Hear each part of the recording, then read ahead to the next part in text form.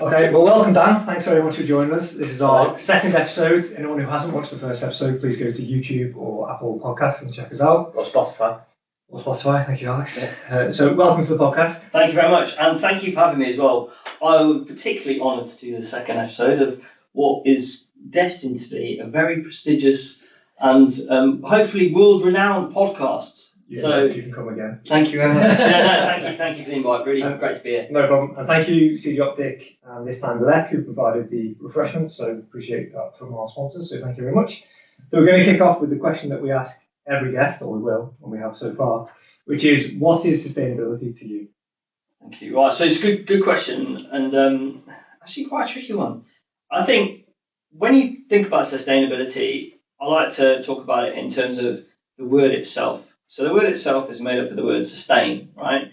Now, if you think about what does sustain mean, it means keeping something, I guess, the same for a long period of time, right? So if we look about sustainability, whether it's within the way we live or the environment, it's about keeping something that we've got at the moment as good as it is for a long period of time so that it doesn't deteriorate in any way. So if we look at the environment, how can we keep that the same? The temperature in the earth, how can we keep that the same? And so, for me, it's about how do we stop reducing the quality of what we have at the moment and keep things at least the same, or if we can, obviously improve the world that we live in. Yeah, so it's kind of like do no harm. Basically. Exactly. Yeah, do no harm. Yeah. And hopefully do better as well. Yeah. Excellent. I think that's a really good answer. That. Yeah, good answer. What do you think the scale of the problem is in laboratories? Yes, I guess you've kind of hit the nail on the head. I haven't spent a lot of time there yet. Right, I was in a laboratory today before I came here, and I think I can bring up an example of the kind of craziness that I'm seeing. And this particular laboratory, what they were doing is they had all their hazardous waste, they were putting it into an autoclave. Then after they'd done that, they were putting it into an autoclave, they were putting it back into a plastic container and sending that plastic container out just to be incinerated. Now, there's no need for that to go into a plastic container. It can go into a plastic bag, it can go into a biobin, it can go into any other vessel. That plastic container is, it probably weighs 1 to 2 kilograms worth of plastic that is just being used to incinerate for no reason. And so, and every time I go into a laboratory, they're always doing some kind of crazy thing where you think, well, you can simplify that, or you can make that easier, or use less plastic, or use alternatives. But a lot of it is about awareness and people not knowing what the alternatives are, or, a lot of it is also about willingness to change. It's that battle against how do you get people out of their mindset of, well, we've done this for 20, 30 years, why would we change? It works, so let's not bother. And I think that's where the big challenge is.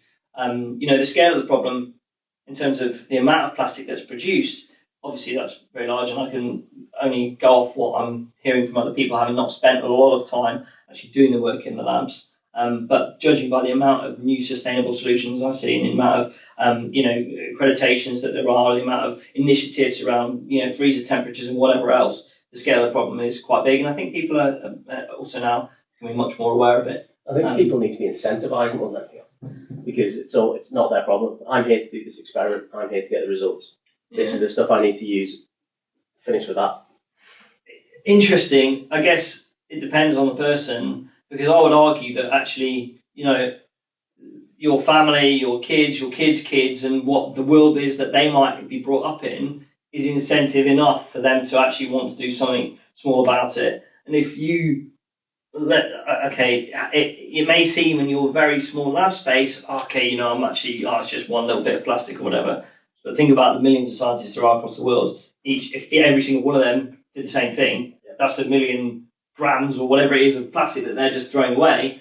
And so, I would argue that, we should always try and do our best to, for the environment, and that should be your incentive, is what your future generations may make, the world that they may grow up in. Yeah, I agree. That's a good point.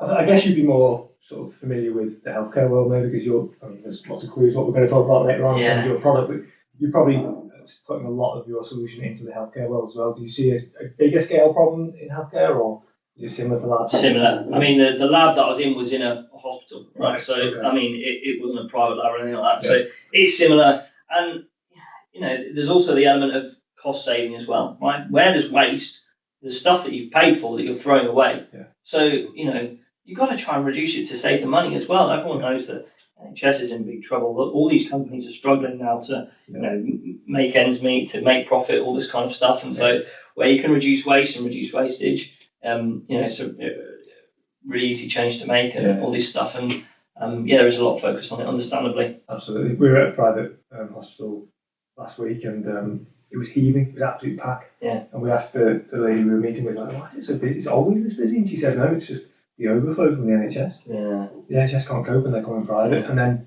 we asked her about the scale of waste in there, and they spent $500,000 a year on disposing of waste. And you think, wow, the budgets that they're dealing with in terms of. That's probably small, right? You know, it's mad. I mean, I was at a science park the other day, and they said they got through, I think it was like 2 to 3 tons of hazardous waste every week during COVID or something. Yeah. Don't quote me on that because I can't remember the exact numbers, but it was hundreds of tons a year that they were getting through of just hazardous waste. It was madness. Yeah, so that's crazy. Okay, well that leads us nicely actually to what you do and where do you do it? Yeah, so my role is I'm now the MD of Econix. We are the sole manufacturer supplier of feeds. It's called a Biobin. It's a clinical waste container made 96% from paper. They arrive fold flat like this. Inside every single one we've got a biomat, so you can see we've got an absorbent pad. They all have a temporary seal, so if anyone's on their bench or at a station and they're worried about their bin getting knocked over, they've all got a temporary seal. And when you want to seal them up finally, they've got a sticky strip which you just pull back and stick down on the tabs on the side, and it will seal it up. I'll probably just demonstrate that just so you can see it. There's the temporary seal, and then if you want to peel it off, you just peel that back and stick it down, and it looks like a nice kind of takeaway carton that you might get, but I wouldn't obviously recommend eating anything inside it. I'm the MD of this. It's a family-run business, so there's only 8 of us in the company.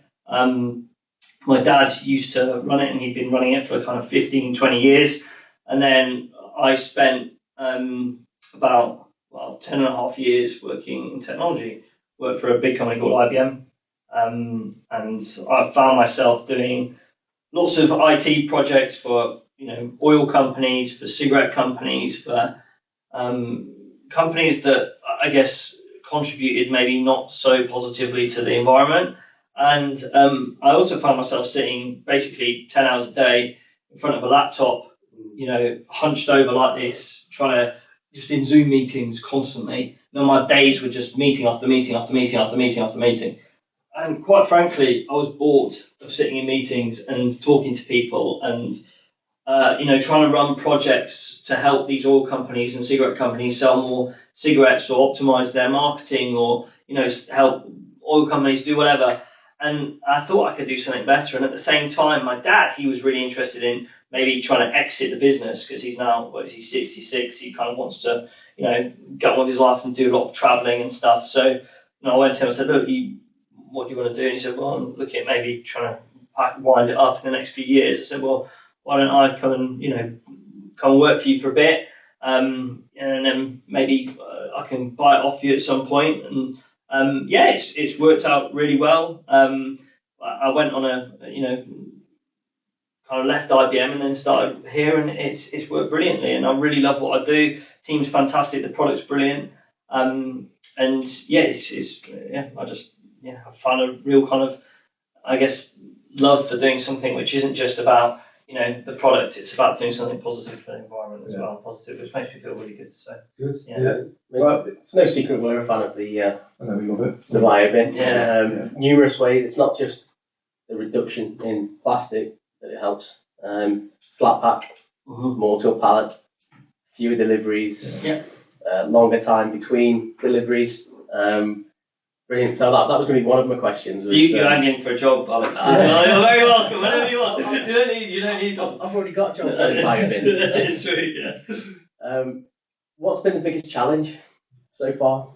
I think adapting from life in a big company to a small company for me. So and a new industry. So I was in IT. I was selling and working on big e-commerce implementations, big digital marketing campaign stuff, Salesforce, Adobe, SAP, all the big ones, and where there's lots of process, there's lots of bureaucracy, red tape. Oh, you can't do this, you can't go to that customer, you've got to go through the account manager, you can't send this email, you can't talk to this person.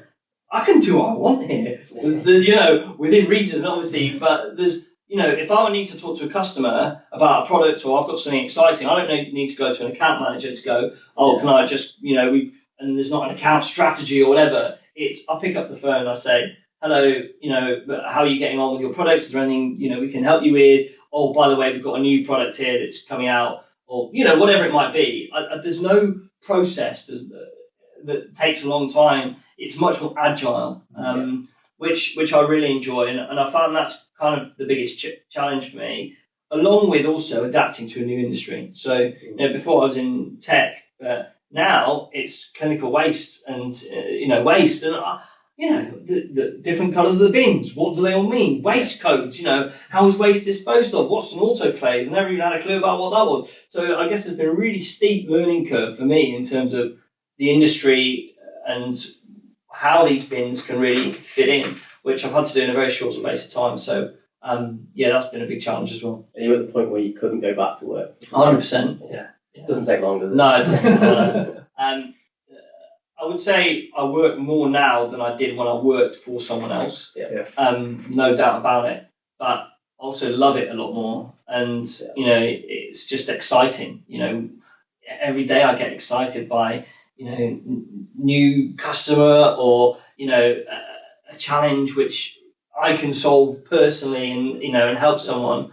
And building partnerships, building relationships that I can do, and I think with my team as well. And I think that's kind of the key thing, really. I don't want to work for anyone else again. I want to do my thing. You get so much out of it. You learn a lot quicker. You do, yeah. If you make a mistake, ultimately you're going to suffer as well. And it's not the shareholders in the distance somewhere that might suffer. And of course, the projects I was working on at IBM were, they were kind of a few million here or there, but in the grand scheme of things, in a 80 to 90 billion dollar company, it's actually tiny. You're a very small fish in a very big ocean.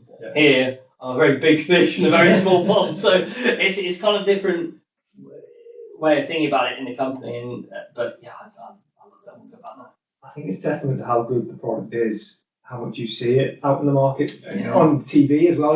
Anyone who's getting interviewed in a lab in the NHS, you see a bin, or a lab in a biotech in Oxford, you see a bin in the background. They stand out really nicely. If we can capture them on the camera here, but that's testament to your team as well, because there's only 8 of you, and maybe you distributors as well. You must have a good network of distributors, UK and globally.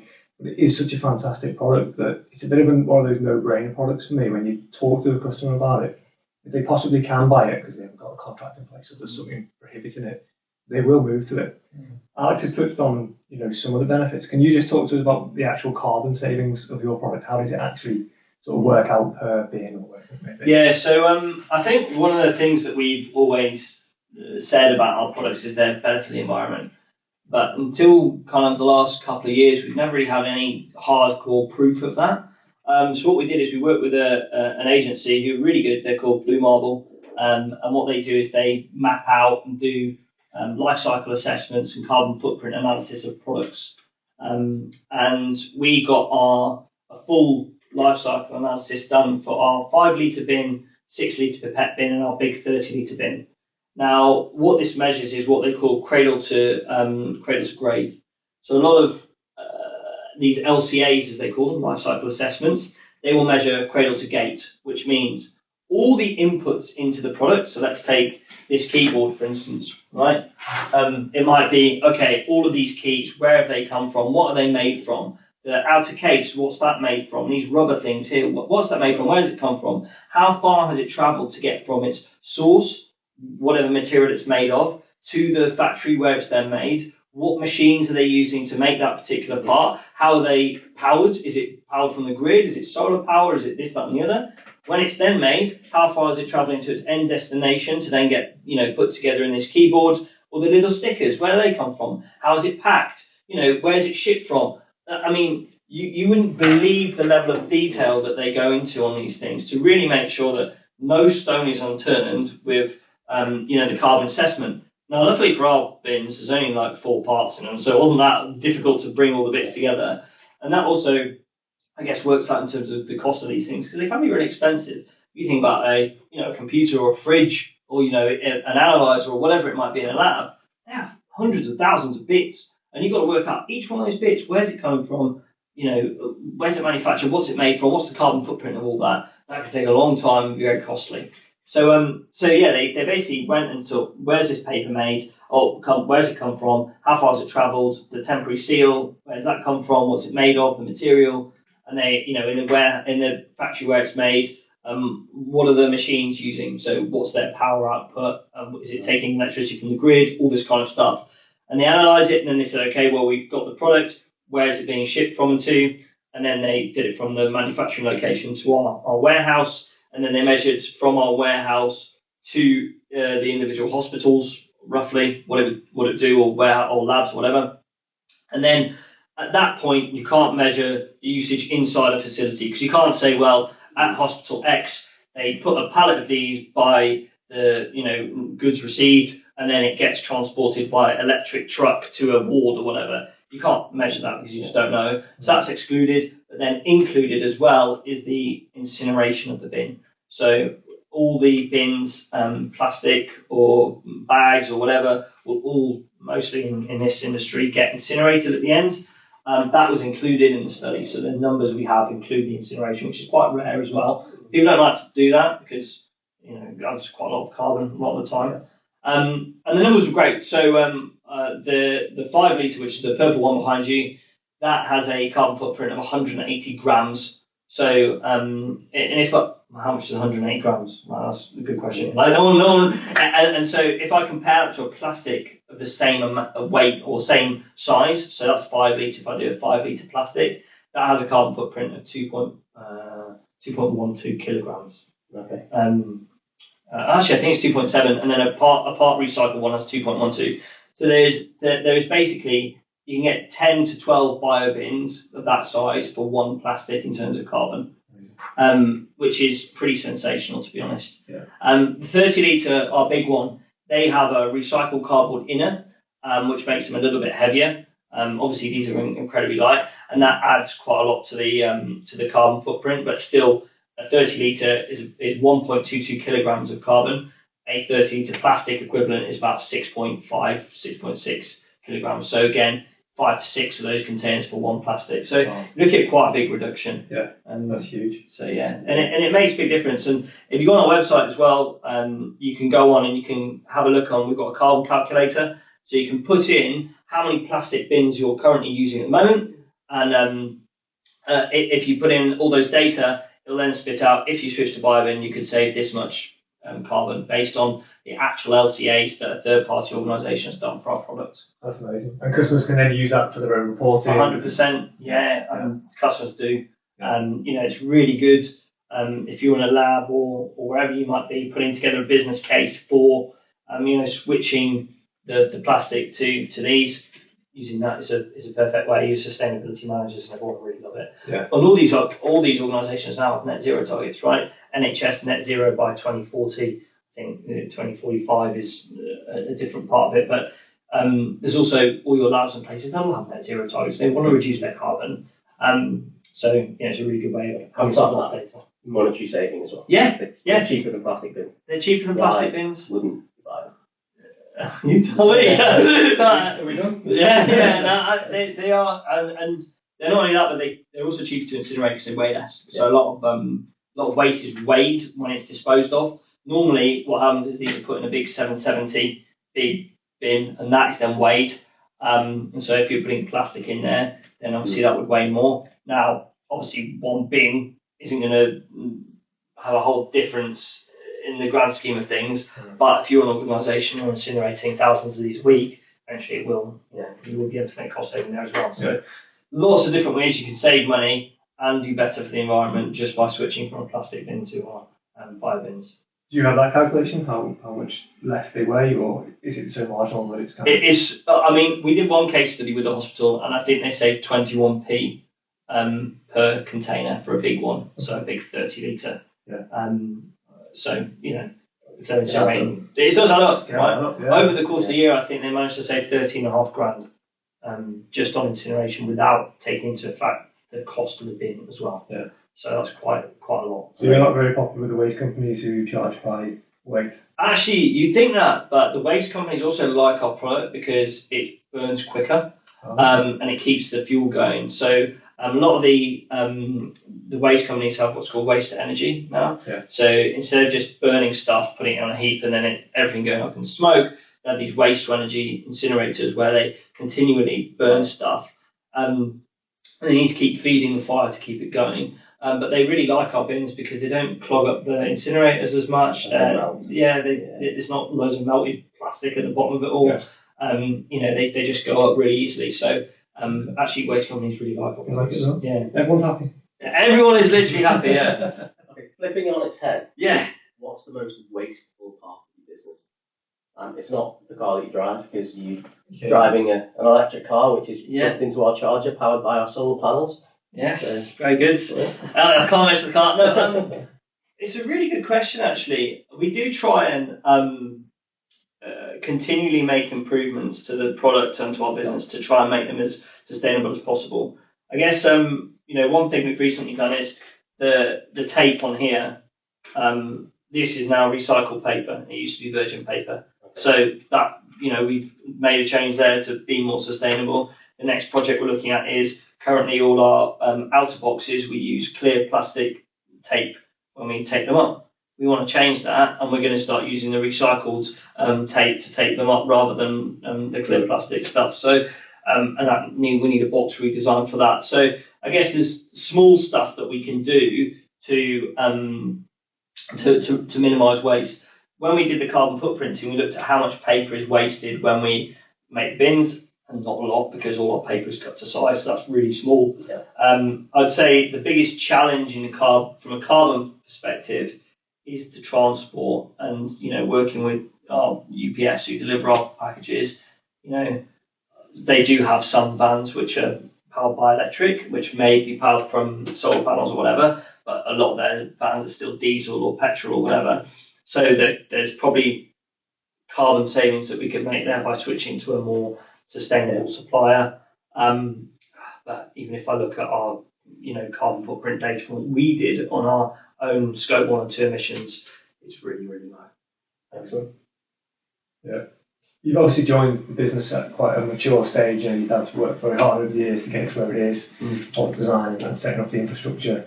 And you've obviously improved things since you've been there as well. Improved, changed things. Yeah. What would you think you'd be able to tell your dad when he was first setting up to help him in that? What mistakes do you think he made over the years that you've kind of spotted, and you can maybe tell him how easy it would be? Bear in mind he might watch this. Yeah. You know what? First thing I'd say is that my dad and I have very different set of skills. So we've actually found working together really easy because we're kind of completely different. He loves stock planning, production planning. How's the stock levels in the warehouse? He loves doing the payroll and things like that. I'm not really interested in that. I like going out and talking to customers and selling. So we've actually and he doesn't like that. So we've complemented each other really well in that respect. It's a generation thing. Yeah, maybe it might well be. Anecdotal evidence of me and my dad. Is it the same thing? Yeah. And that works so well with me. The only thing I would say is he's done 15, 20 years in this business without really having to do much sales. And I can see that because we went to a trade show, I think it was last year, 2023, when I first kind of started working with the company. And it was a vet show, right? And the vet, we were heaving. We were right outside the little seminar room, and people were coming out, and the other sales lady, Anne, and myself were busy talking to customers.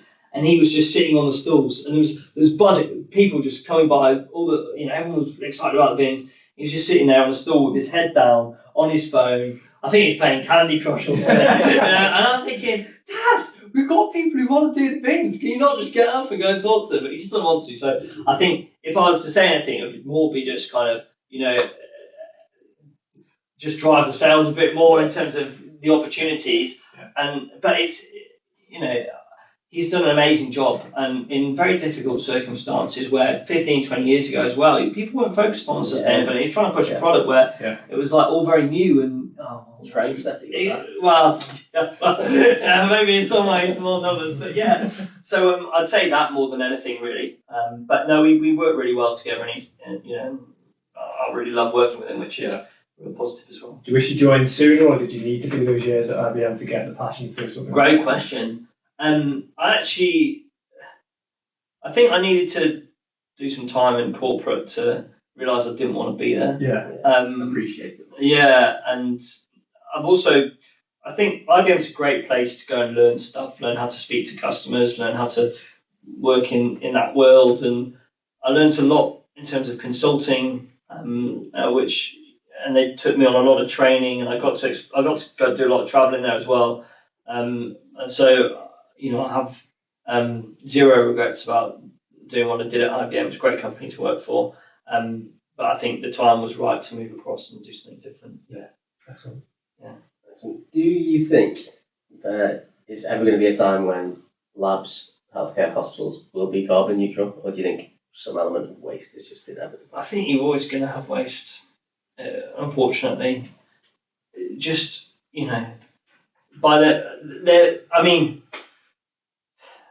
you are seeing now people like, is it Recycle Lab, Lab Cycle, these people coming up and doing a lot of taking the hazardous waste away, recycling it, making it something new.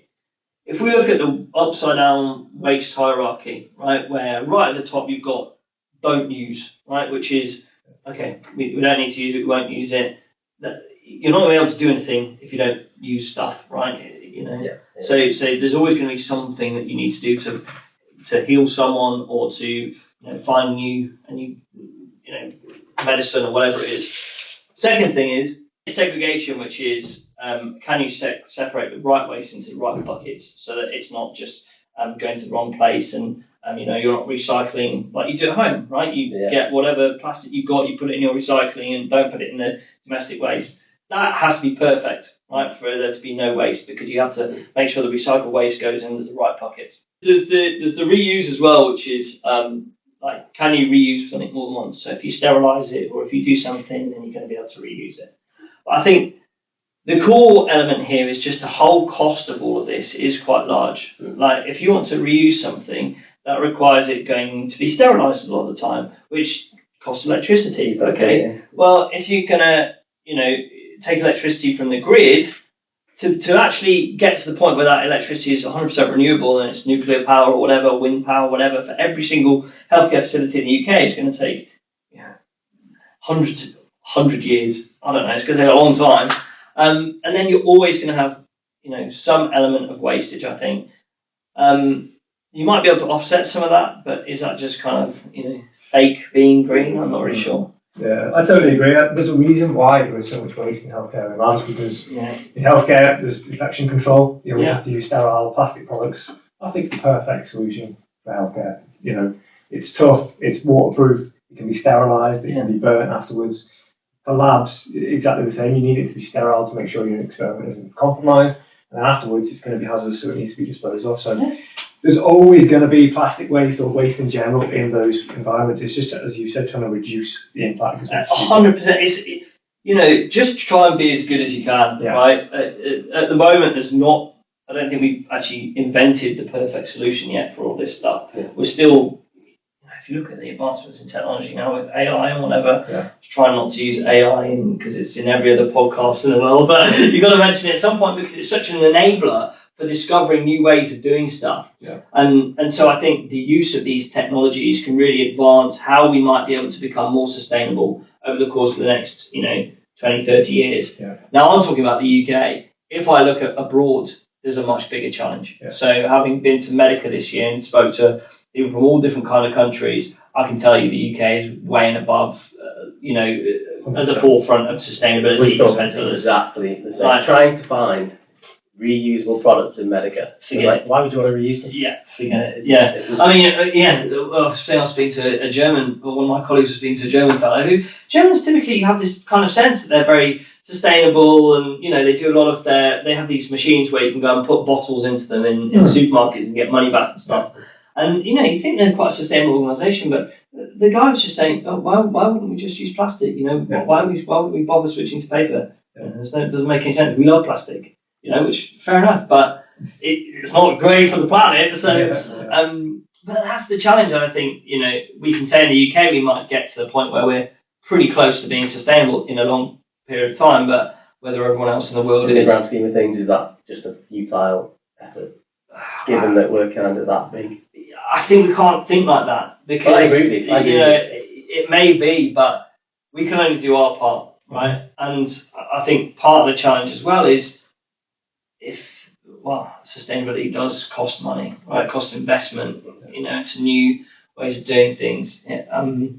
It costs research, it costs all this stuff, and so if countries don't have that, cash available to invest in this, it's going to be a challenge as well. Yeah, not always. I mean, the bins, we just touched on how they're a cost saving. Yeah. There's more and more products all the time coming out that actually are cheaper, or made of materials that are cheaper, or cut down on the process so that the overall cost is cheaper. You mentioned it's based on economies of scale. The more people adopt it, the cheaper it will become. I think the early adopters are invariably going to be paying a little bit more. 100%. Yeah, you're right. Yeah. You mentioned AI, and I take your point. AI will cut down on maybe the number of diagnostics tests we need to do based on assumptions, or laboratory tests based on previous results that they can gather together and find out the likelihood of an answer.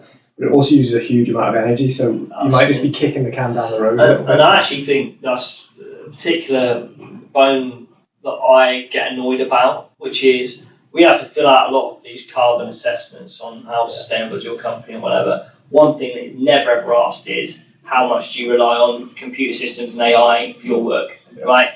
The cost from a carbon perspective of putting a query into ChatGPT and then getting the answer is massive, right? If you've got 20 employees, let's say, and every day they, 5 of them put, 10 queries in there, that's 50 queries, that's huge. That's not recorded anywhere. And that's a free service which you're directly responsible for, which won't show up on any of your carbon accounting, because it's someone else's problem somewhere in a it doesn't cost you any more electricity to put it in your computer. So how are companies gonna measure their use of technology and AI as a way to declare that they're becoming more carbon? Even down to the amount of water it uses. That was something we were talking about the other day, weren't we? That it uses a huge amount of water to cool these computers that are doing these complex AI queries. That using AI over a simple Google search isn't sustainable in the long term.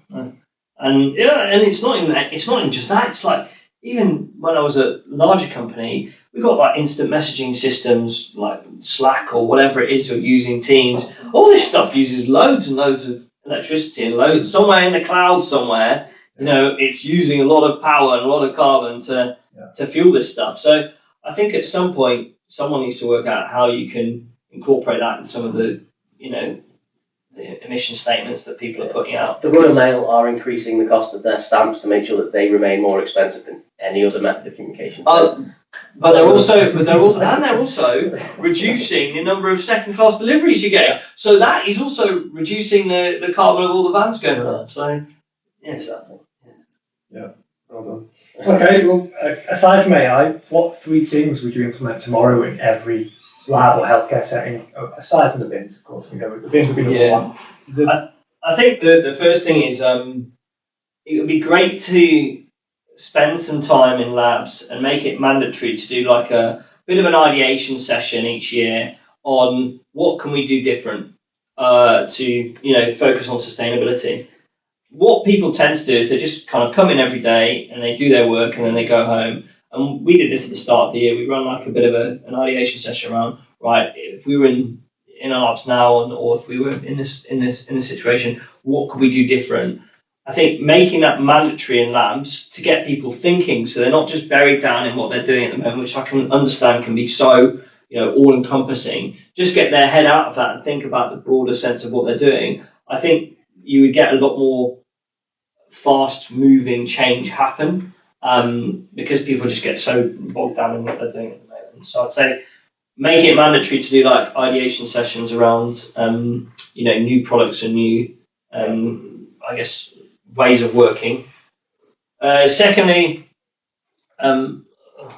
three things you asked for, and then these are all to make things more sustainable. You can choose the biobins as one if you want.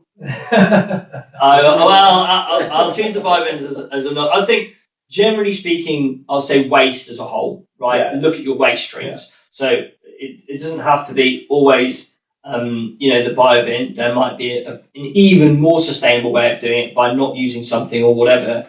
But really analyze the waste streams that you're looking at and make sure you've got the optimum mix of different resources that you're looking at. And then the third thing is all your consumables in general, right? So are there recycled consumables that you could use made from recycled material that's not going to impact what you do? You always have to use virgin plastic, pipette tip racks or whatever you've got. Do they need to be virgin plastic? Can they be cardboard? Can they be recycled plastic? Whatever it might be. And other plant-based material. I think looking at consumables in general and seeing how you can replace like for like with something that's not going to impact your work, so you still get the results, but has a sustainable base would be a really easy switch, actually. Yeah. I'd say those kind of three things. Well, we've got an expert here, just touching on the waste part of that, which is obviously your expertise. A number of customers we speak to are probably using waste streams incorrectly. They're probably putting things in a higher grade or higher risk waste stream and paying through the nose for it. Yeah. Can you give advice on that, reducing it down? Because I know you do a number of bins for each level of waste. Yeah. Can you touch on that? So UK, for some reason, seems to have the most complicated waste stream segregation of any country that I've ever visited. So you've got blue for your medicinal waste, purple is cytotoxic, your tiger stripe behind you, that's offensive waste, so offensive stuff, gross stuff normally. Yellow is infectious and a waste. Orange is alternative treatment, and am I missing one? I don't think I am. And so there's red, anatomical. Yeah. So there's lots of different ways that you can dispose of different waste.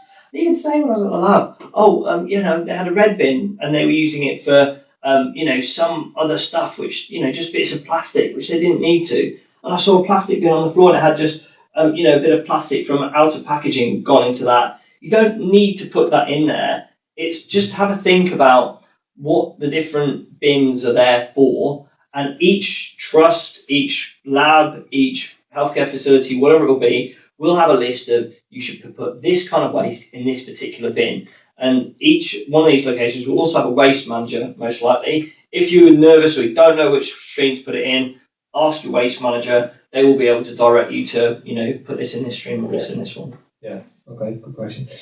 Good answer, Ron. Good question, Harold. Pat yourself on the back. Yeah. Easy question for you.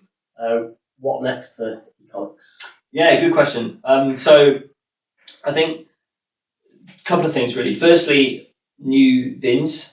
So we have just had our 50 litre tested and approved.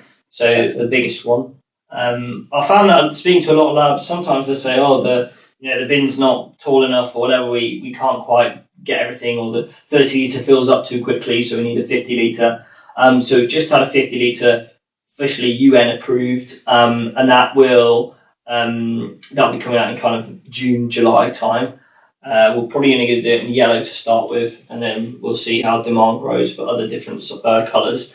But that's really exciting. And then, generally speaking, we want to continue working with sustainable products and see if there's any more complementary products out there that we can look into.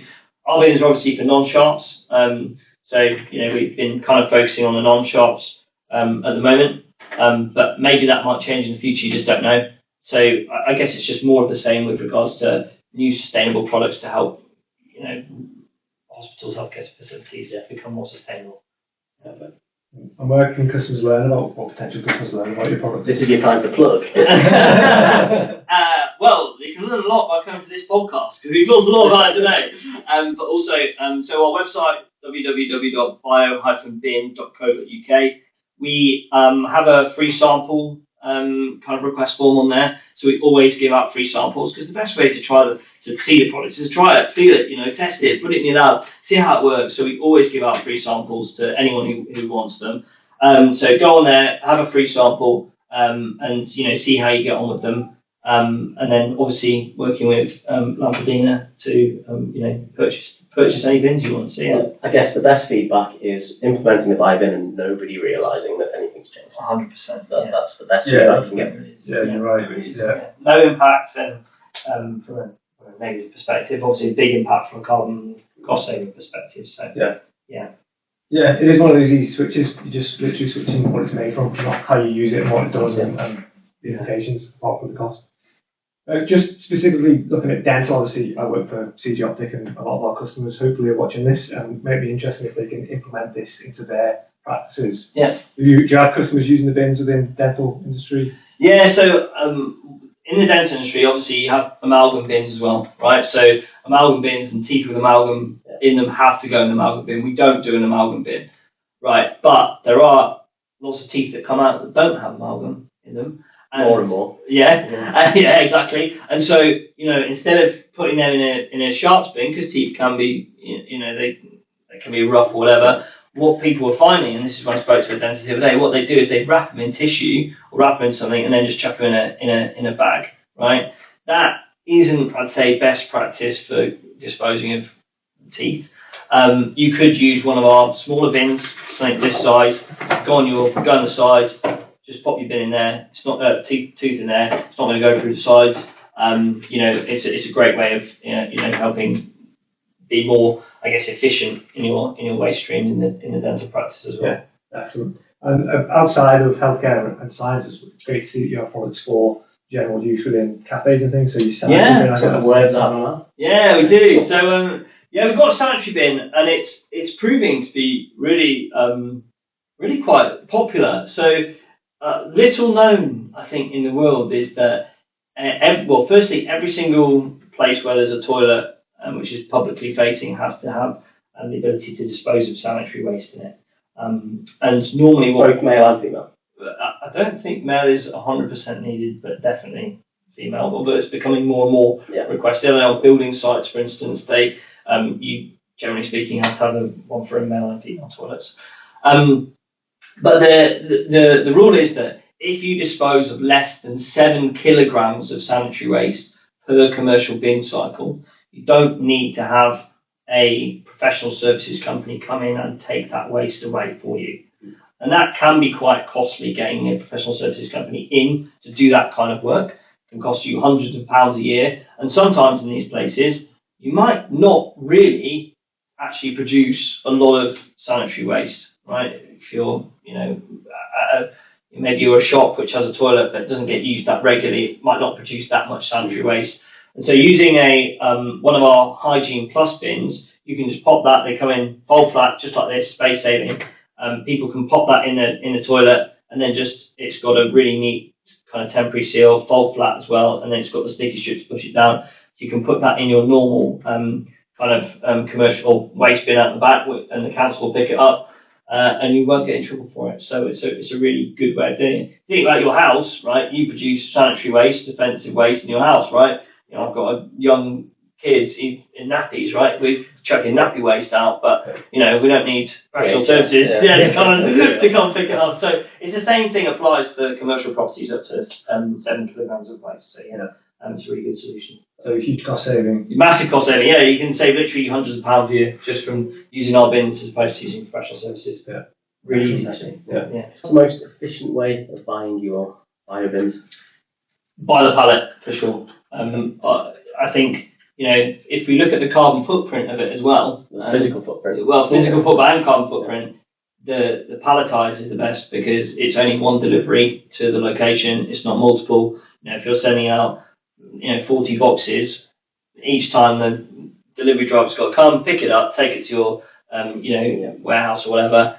If you want 40 cases, just order a pallet because it just comes in, slots in. And for that, on that one pallet, if you've got, let's say, 30 cases of 5 litre, that's going to be 3,000 bins, right? Yeah. And it will be on one pallet. Think about how many how much space would be How many taken rooms up. you'd need. Yeah, exactly. If you had 3,000, plastic bins or dispo jars or whatever it might be. Yeah. So yeah, That's a really good point. You're basically cutting the carbon footprint of the roof by 30 times. massive savings. Yeah. It's huge, isn't it? Yeah. Well, thanks so much for coming, Dan. Really appreciate your time. It's so informative, and I think our listeners will get a lot out of that. So yeah, really appreciated it. Thank you both as well. It was lovely being here. I really appreciate it. No problem at all. Thank you for coming all this way. Yeah. Thank you to our sponsors, Lec Medical for the biscuits, Thank you, Mike. CJ Optic for the muffins. Let us know if you'd like some information on the CJ Optic range of microscopes for ENT in the dental world. Now your job is to hit like, subscribe, and the bell icon, because that means you won't miss another one. Yeah, we're available on YouTube and Apple Podcasts and Spotify and a few others as well. So wherever you want to listen to us, you can. Before we go, Dan, any recommendations for future guests that you think would be useful? Well, so many people. Off the top of my head, one in particular I can think of is Dr. Richard Hickson. He works for the County Durham and Darlington NHS Foundation Trust. Incredibly passionate about sustainability in healthcare. He's got some great stories. He does a lot of work with greener oceans, and it would be really, really good to have him on for sure. And a doctor will definitely offer some gravitas to our. Yeah. Even more than you've already got. I'm not sure you could get any more, but yeah. Thank you very much for having me as well. Been great. Yeah, No problem at all. safe journey, and hopefully your car is nice and charged. Yeah, let's hope so. Cheers, Dan. Using green energy. Green engine.